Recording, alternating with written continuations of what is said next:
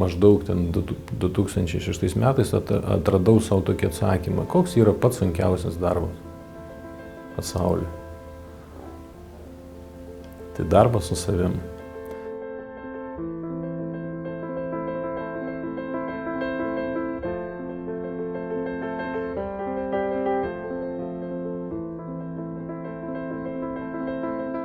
Gal tas pirmas postūmis buvo per ontopsichologiją. Tai mes prieš labai daug metų dar atvažinėdavo tokia dėstytoja iš Rygos, pradėjom ontopsichologiją kartu mokytis, tai iš tikrųjų buvo labai novatoriška, kartais atrodė labai egoistiška filosofija ir manau, kad tada tos ištakos ir prasidėjo, tik be abejo Rasa pasuko visai kitų kelių. Jinai baigė ir institutą ir manau, kad tai ir įtakojo tą harmoningos asmenybės atsiradimą. Ontopsichologija tai tokia humanistinės psichologijos šaka, egzistencinės psichologijos dalis, kuri orientuota į žmogaus, reiškia, į žmogų. Žmogus kaip pagrindinė ašis, reiškia, viso to, kas vyksta aplink jį. Ir kas man įdomu ir dėl ko aš gilinausi ir mokiausi toliau šitoje srityje, dėl to, kad žmogus pats atsakingas už save, jisai pats yra pats savo matas ir pats savo tikslas. Tai mano buvo pirmas susitikimas su mąstymo inžinerija, aš taip vadinu. Tai kaip sakau, tai yra psichologijos mokykla. Tų psichologijos mokyklų yra daugiau. Mano žmona lankė kitą psichologijos mokyklą ir kursą, tuo pačiu metu kaip aš harmoningos asmenybės. Ir mes diskutuodam, ką tu sužinojai, ką aš sužinojau. Tenais mokindavo kitus visai dalykus, o čia mokindavo lyderystės suvokimą, nes tokia programa buvo lyderystės. Tai tam tikruose dalykuose pasiginčydavome, nes nesutapdavo nuomonės. Bet kaip sakau, tai reikia praeiti ir tokią pažiūrėti pusę, ir tokią pusę pažiūrėti. Tai čia yra iš tikrųjų institutas, aš bent draugams sakau, taip visų pirma savęs pažinimas.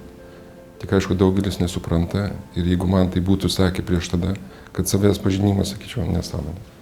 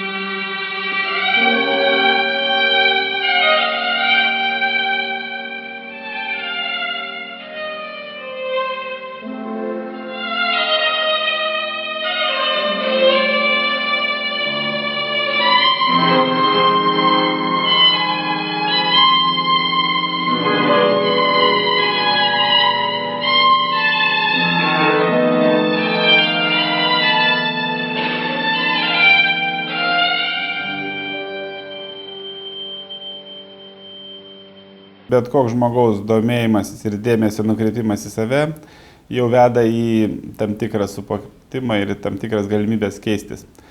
Mes labai išblaškom savo dėmesį ir savo energiją aplinkui ir labai mažai lieka to savo. Taip jau mes esame išmokinti tos visuomenės. Taip, mano gyvenime turbūt buvo tai tas susidūrimas galbūt su vidumi, su kokybė, kuris virto į tam tikrus pokyčius.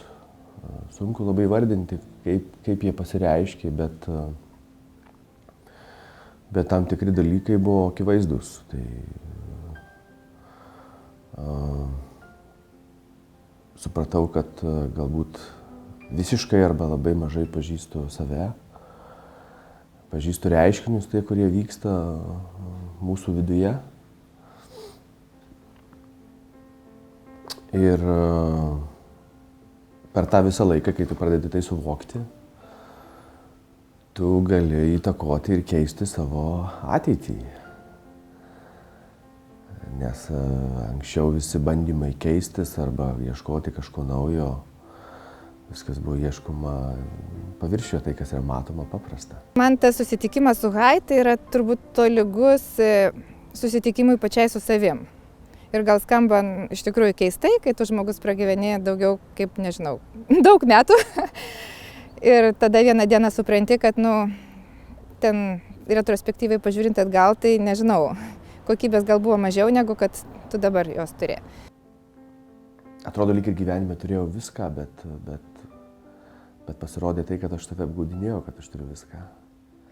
Aš nebuvau laimingas dėl to, kad aš turėjau viską galų gale, bet aš supratau, kad nesu dar ant tiek stiprus ir didelis, kad galėčiau pats savo padėti ir išsilaisvinti galbūt iš tos pelkės, kaip pripažinau, kad esu joje.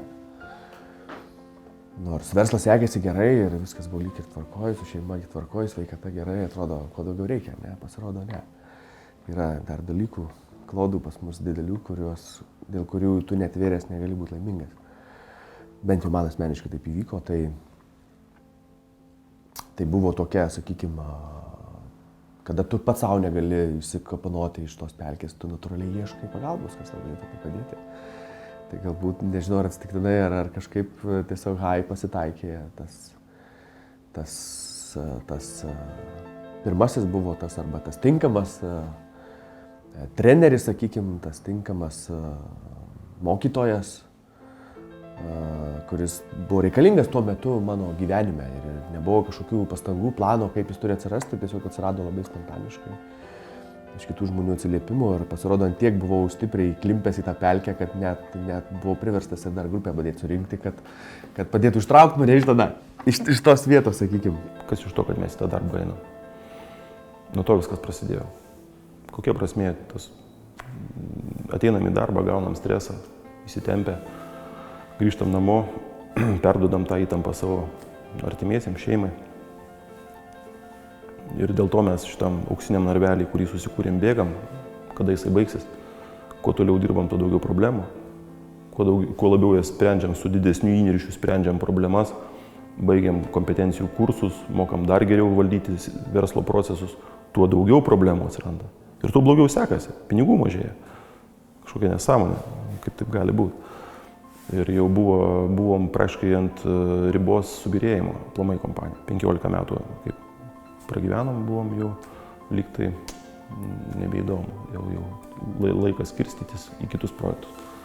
Tai po to kursų galbūt pastumėjo tai, kad aš iš verslo vadovo, to operatyvinio valdymo, kur kiekvieną dieną, nežinau, 30 metų ar daugiau dirbdavau po 14 valandų, supratau, kad gyvenimas nueina pro šalį. Ir kad reikia kažką keisti savo gyvenime tam, kad galima būtų jau pradėti daryti tą, ką nori. Tai manau, po tos kursų baigimo aš supratau, kad reikia keisti ir dabar džiaugiuosi, kad tam tikrus žygius aš esu padaręs, priėmęs ir jau pradedu daryti tą, ką noriu. Nes tokios galimybės atsiranda. Ne kiekvienas žmogus, aišku, gali daryti tą, ką nori, o kartais reikia daryti tą, ką reikia. Ir va ta gyvenimo prasmė daryti, ką noriu. O atsikėlus ryte, šiandien noriu tą daryti ar nenoriu. Aš tą galimybę turiu. Čia irgi yra labai paprasta. Jeigu tau patinka tai daryti ir tau sekasi, reiškia, tu esi teisingam kely. O jeigu tu darai tai per jėgą ir su milžiniškom pastangom, tai greičiausia tu darai ne tą, ką reikėtų. Paprasta, bet ir sudėtinga, nes mūsų išmokino ir įteigė, kad reiškia, tas yra gerai, tas yra blogai. Labai teisinga būti ten kokiu nors labai dideliu vadovu ir galbūt visai negerai būti kokiu tai amatininku. Tuo tarpu žmogus turėtų susivokti, kas jam patinka. Tiesiog jinai taip atsirado tuo metu, kai man jos labiausiai reikėjo. Iki to laiko vyko labai sklandžiai, viskas, ką sumanydavau, viską galėdavau įgyvendinti, visi sprendimai buvo tikslus ir viskas sekėsi puikiai. Ir kažkas atsitiko, aš pradėjau klysti. Ir tos klaidos buvo skaudžios visaip. Ir finansiškai, ir pačiai morališkai. Ir pradėjau ieškoti atsakymų. Šiam reiškia tokiam informaciniam amžiui, nuo to informacinio triukšmo ir presingo, reiškia, tos informacijos, kurios tiek apstu ir tiek, reiškia, visi siūlo kažkokius tai receptus, kaip greitai tapti milijonieriu, kaip tenais per 3 dienas kažką tai padaryti, arba ten pradžiamokslį tam ir tam. Prapuola baziniai dalykai, kurie, reiškia, iš esmės ir yra svarbiausi. Būtent žmogaus savęs suvokimas ir sprendimų kylančių iš tavo vidaus darimas, o ne remiantis kažkokiam tai primestom technologijom, kur kažkas kažkada kažką padarė per 3 dienas, tai dabar visi taip irgi padarys. Iš tikrųjų, aš to netikiu ir manau, kad čia didelė klaida žmonių, kurie stveriasi iš kairės į dešinę, kas papuola ir bando visus tos naujus triukus įgyvendinti. Jeigu žmogus nesuvokia savęs, nesugeba išgirsti savo vidinio balso ir nesupranta, kas jam yra gerai, kas blogai, tai jisai nieko ir nepasinaudos iš šalies. Jis neras tokio įrankio, kuris, reiškia, jį paverstų laimingu. Nes visi atsakymai glūdi viduje. Nieko negali rasti išorėje vertingo. Kai pradėjom bendrauti, imponavo, kad tai nėra vien tik tais kažkokie mokslo, psichologijos paskaitę daug knygučių žmonės, kurie, reiškia, rasa ir kažkokį verslą turi, reiškia, yra susijusi su dalykais, kuo ir mes kasdien susijęm savo versluose. Ir to tokiu, papirko tikriausiai kitoniškumu, iš kitokių požiūrių šiek tiek. Ir iš tikrųjų, tai vienam, tai kitam kurse nedėliam padalyvaudavom. Toks ryškesnis pokytis, realiai, gal, galim sakyti, prieš metus įvyko, kai po kokių 5 metų kalbinimo nuėjau į tokį ilgesnį pusės metų kursą apie ontopsichologiją ir sąmoningumą savo.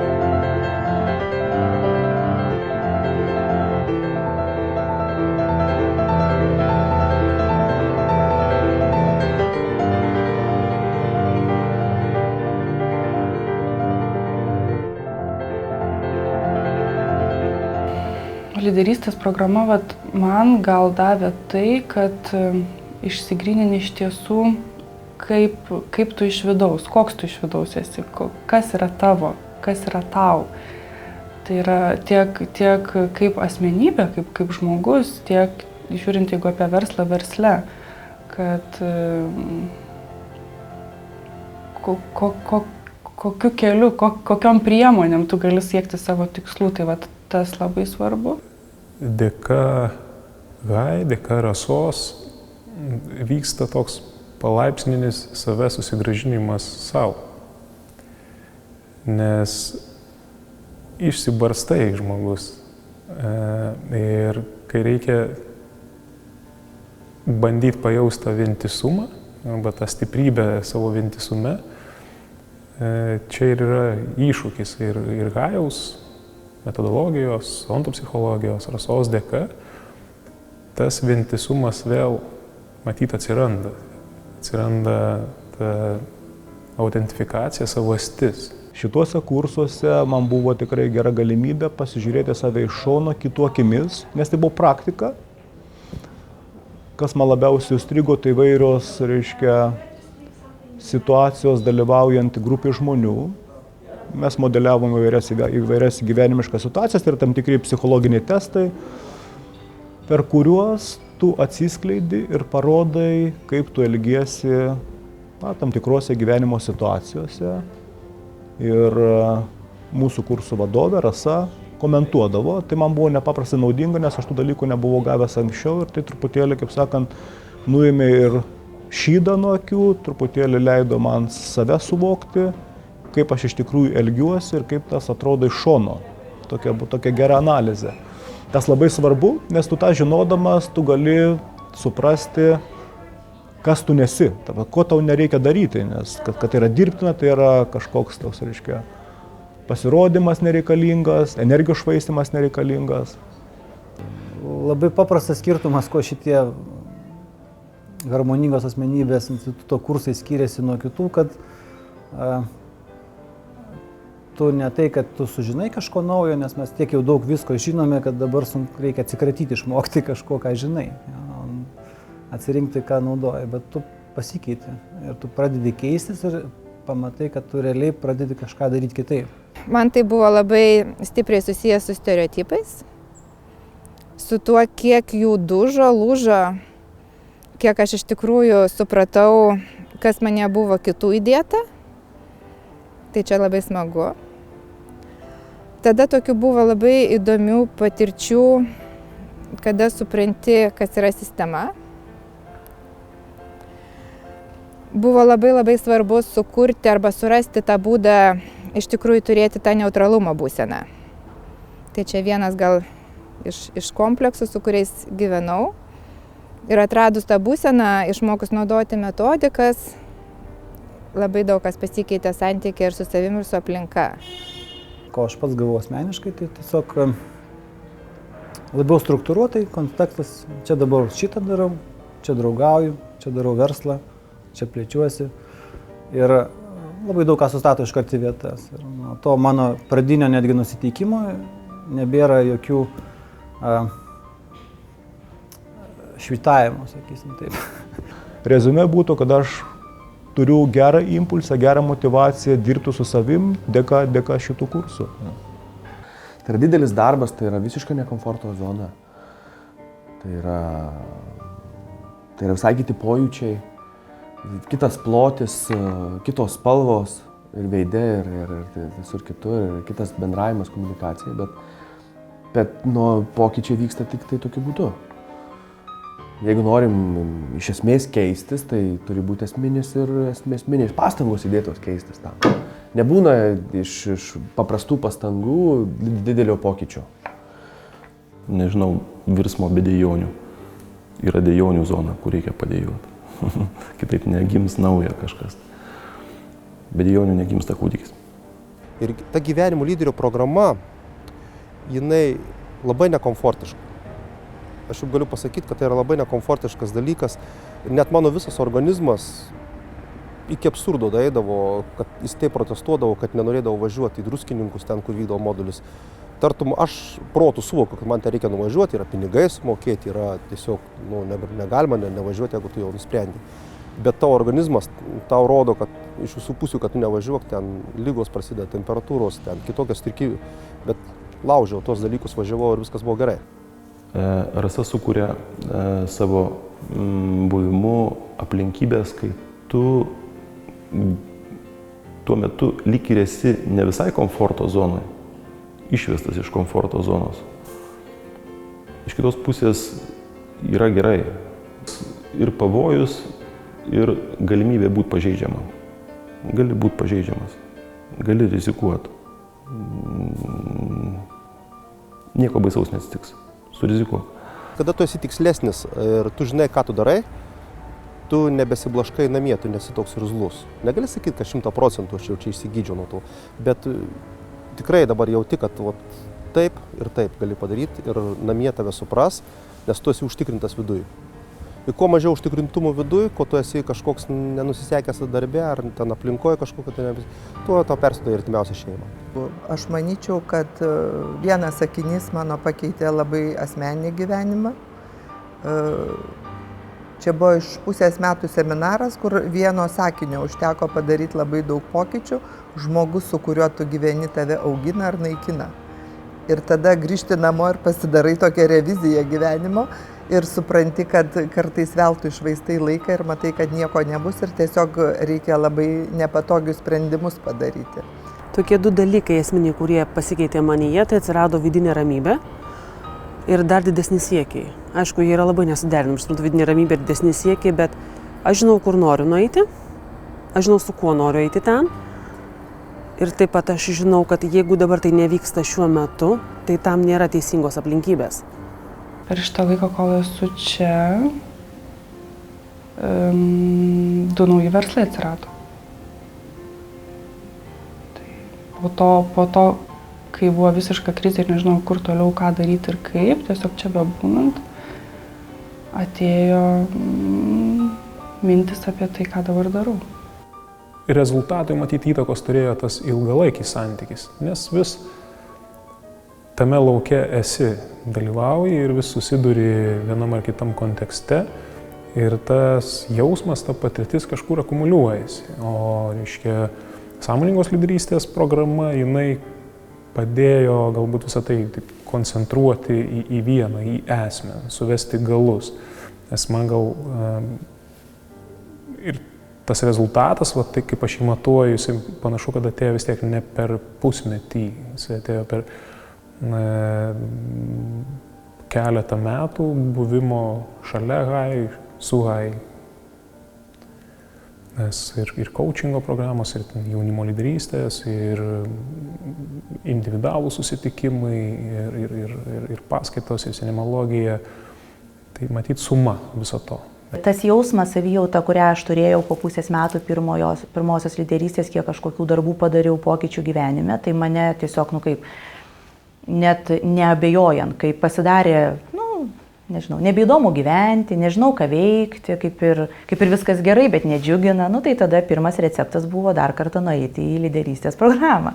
Aš girdėjau visiškai 2 skirtingus mokymus, todėl kad tuo metu aš buvau, viename mąstymo lygyje, mano gyvenime buvo tam tikri, sakykime, neįspręsti klausimai, tai pirmų mokymų metu aš atsakiau tuos.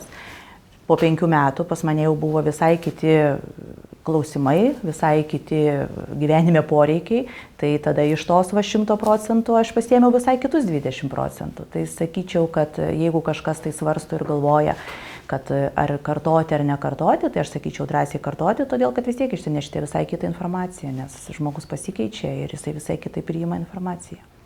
Страна, давшая миру чужденцев, не имеет права не быть одной из самых культурных и богатых духовно стран Европы. Не может не быть центром духовного и культурного туризма. Не может не рассказать миру, кто такой чужденец и почему сюда нужно приехать. И не может не достать последние деньги и не построить здание, которое будет одним из величайших архитектурных сооружений планеты Земля, ради того, чтобы увидеть который приедет любой уважающий себя и немножко духовно мыслящий человек. Это должно быть 7-е чудо света, потому что чужденец обо всем этом знал. Он не знал только, что люди измельчают настолько, насколько возможно.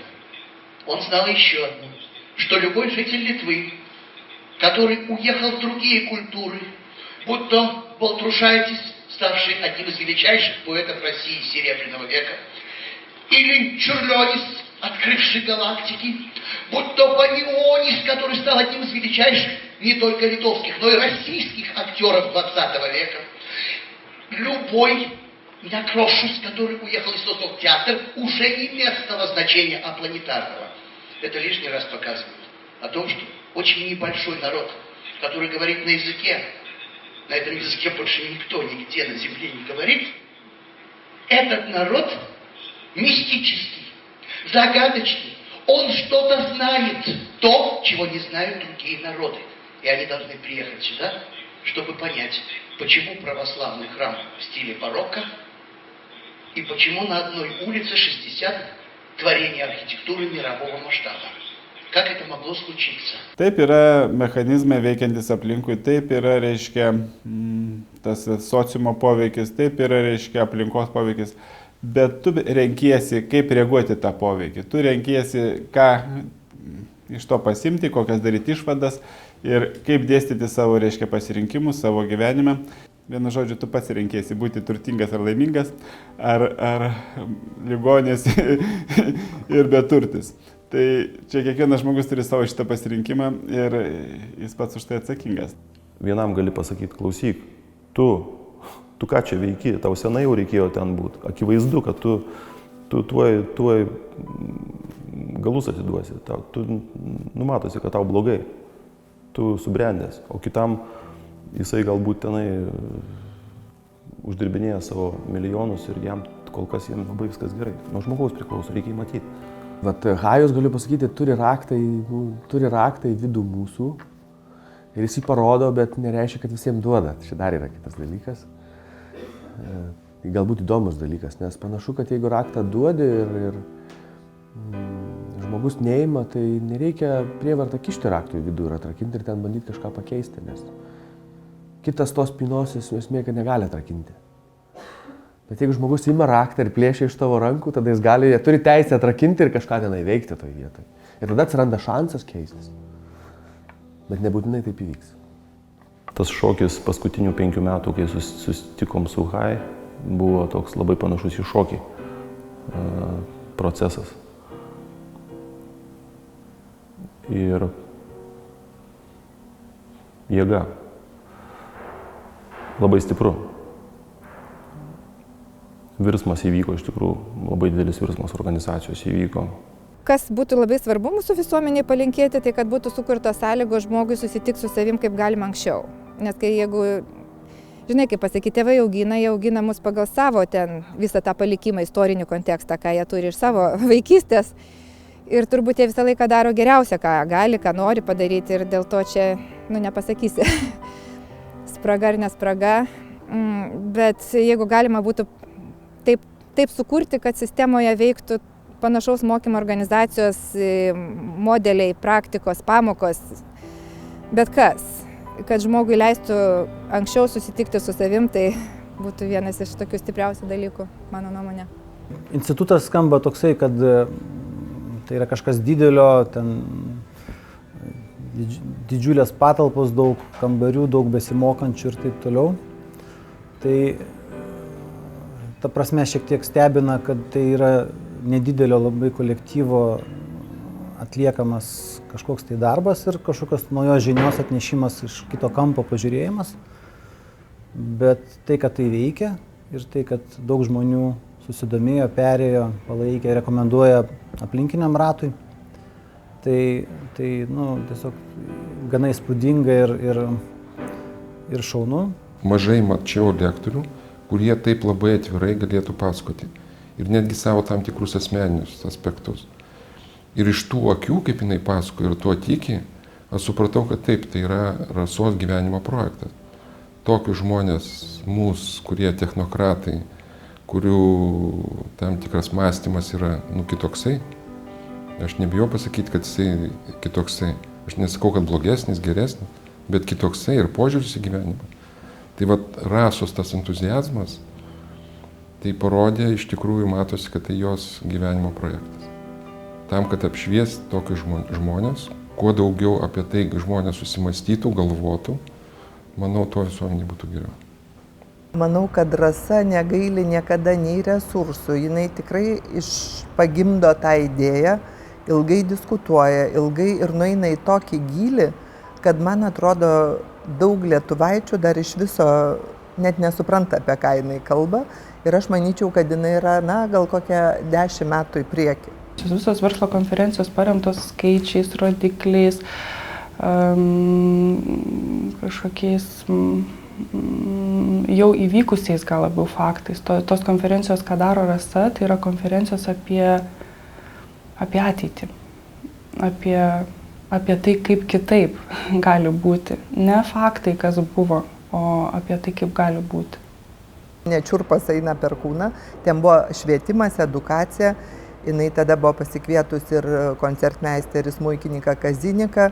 Ir tai buvo tokio gylio, tokio dydžio ir tokia priverčianti susimastyti. Tai buvo nuo vaikų kuriuos paėmė iš tūkstantmečio vaikai, kurie šnekėjo, kokia turi būti ateities mokykla. Tai buvo dėstytojai, tai buvo iš kolegijų, iš mokyklų, tai buvo verslininkai. Ir, žinot, vaikai tiesiog stovėjo scenoje ir jie viską žino. Tik niekas jų neklausia, kaip reikia daryti, kokia ta ateities mokykla. Gera terpė, kur man pačiam gimsta idėjos, nes man negimsta idėjos sėdint ant kalno arba gulint namuose lovoje ir fantazuojant, ką čia galėčiau nuveikti dabar per ateinančius 5 metus. Aš galbūt toks žmogus esu, bet kiek pastebėjau, daugelių žmonių idėjos gimsta, kai yra kažkoks laukas terpė. Vyksta komunikacija, bendravimas ir tuo metu tinkšto gimsta idėja ir labai svarbu tuo momentu pagauti šitą idėją. Nes labai daug žmonių jos gimsta ir dabar gimsta idėjos, tik tai klausimas, ar mes jas pagauname ir po to su jom kažką darome, ar tiesiog jos iškeliauja toliau. Aišku, turiu labai gerų iniciatyvų, labai gerų įžvalgų, pradedant nuo Baikalo konferencijos, baigiant gyvenimo lyderystės strateginiam sesijom. Pati buvau Baikale konferencijoje, tai iš tikrųjų Baikalo konferencija turėjo visiškai kitą aspektą. Nepaisant to, kad renginys buvo perkeltas į Sibirą, kuris lietuviams turi tam tikrą kitą kontekstą ir sutikti žmonės, kurie gyvena galbūt kitokioj ekonominiai zonoj, tačiau turi tuos pačius klausimus ir tų pačių atsakymų ieško. Ir turbūt žaviausia buvo matyti taip, kad ten iš tikrųjų gimsta žymiai stipresnės iniciatyvos, nei jos yra Lietuvoje. Tas dalykas buvo labai gražus ir labai, sakykime, išlikęs atmintyje. Renkasi šiek tiek kitokia publika tose konferencijose, šiek tiek susikuria kitoks laukas. Nenorėčiau pasakyti, kad ar ten aukštesnė publika ar žemesnė kokybinė prasme, bet kitokia ir aš vadinčiau, nežinau, galbūt žmonės šiek tiek didesni savo vidumi.